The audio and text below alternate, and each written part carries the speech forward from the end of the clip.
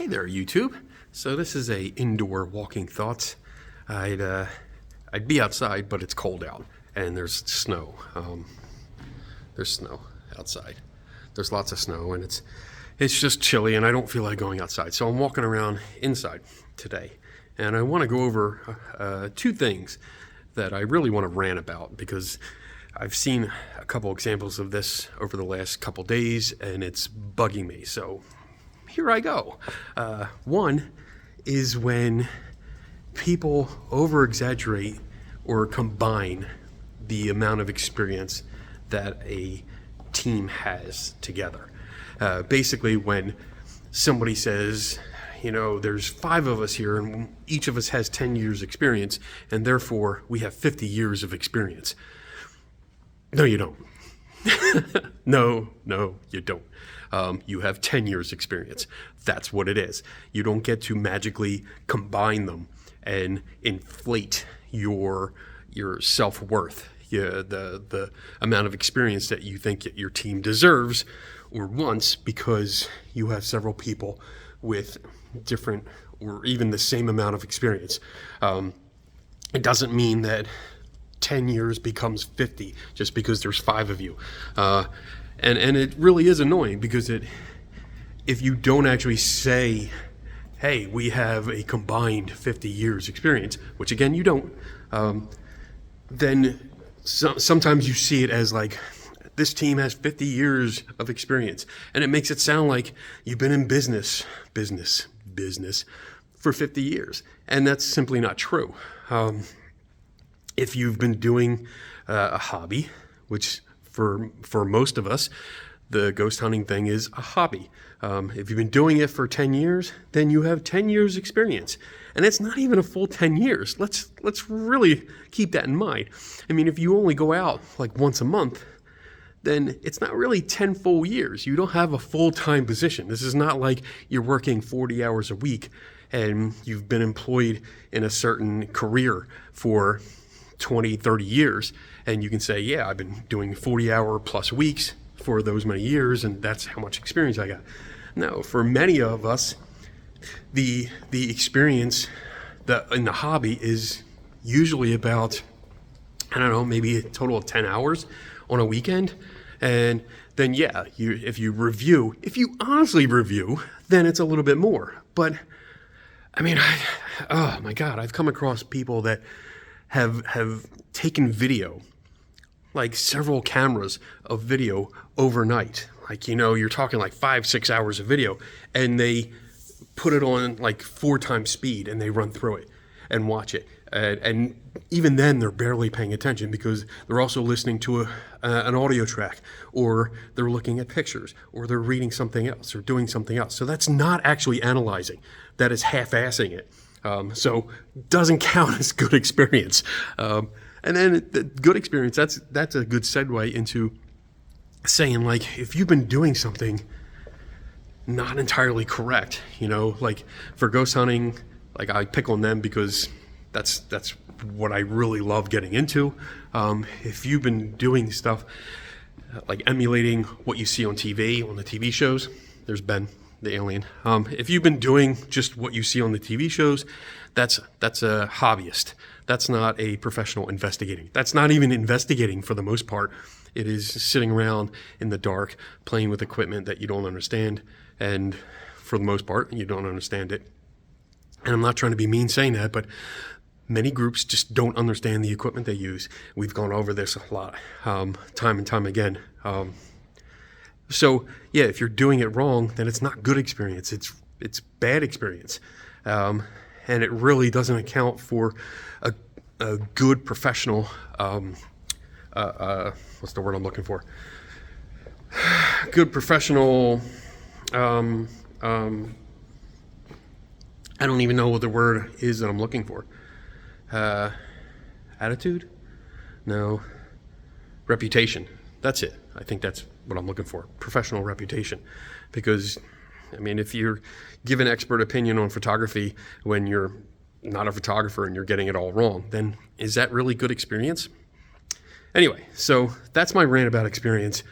Just if you've been in a hobby for 5 years, for example, then just say that. You know, don't try to make it more than it is by saying, you know, my team members and all of us together, we have a combined 150 years experience. Bull fucking shit. You do not. you simply don't. And it's just annoying because it's just a false representation of what you're doing. The second thing I wanted to get into, because there's something else, which is like how many investigations a team claims to have done. And I see this once in a while where a team says, hey, you know, like we've done like thousands of investigations. And I mean, at the very minimum, we'd have to say 2,000, because if they say 1,000 with an S on the end, thousands, then it's at least 2,000 investigations. And they've only been like in existence for like 3 or 4 years, you know, or even that, give it like 5 years. But like if you do the calculations, that means like all you're doing is going from location to location to location to location. Sometimes it's almost impossible. I mean, if you do one ghost hunt every single weekend, then it would take you, I think, oh my goodness, it would take about almost 20 years, like 19 and a half years for you to complete 1,000 investigations. You know, and if you're saying we've done 1,000 investigations, then I have to assume that you've been doing one every single weekend, at least one every single weekend. And that's not even leaving time for analyzing the data and learning about the location, researching the location, the history of the location. I mean, that's an incredible amount of work.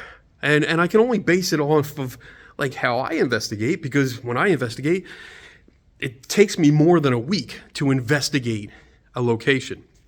And that's going into the history and the people and newspaper articles and visiting the location, gathering data, analyzing that, making sure I don't have false positives, and getting second opinions on a bunch of stuff. So it's an amazing amount of work that goes into this. And for groups to promote themselves as saying, hey, you know, we've been around for 5 years and we've done like 2,000 or 3,000 investigations. Bull fucking shit. Like, no, that's. I want to see the work, especially, and this is adding on to my point here. When you go to their website or their Facebook page, wherever they post, you know, all of their evidence and stuff, you realize they only have like 2 or 3 locations that they've been to, and they've only been there like a handful of times. So where are all these thousands of investigations that they've done? Maybe they don't report it, you know. And you know what? If you don't report it, if you don't give out information, make a full report on what you're doing, maybe that's your thing. I'm not here to tell you you should. I think you should, but you know, you make up your own mind. But if you're going to claim to have thousands of investigations under your belt, then you should have something to show for it. You know, don't tell me that you have this many, but then have nothing to back it up. Because, you know, I can just come along and say, well, I got 1 million investigations under my belt. And if we don't have to prove it, then, you know, there you go.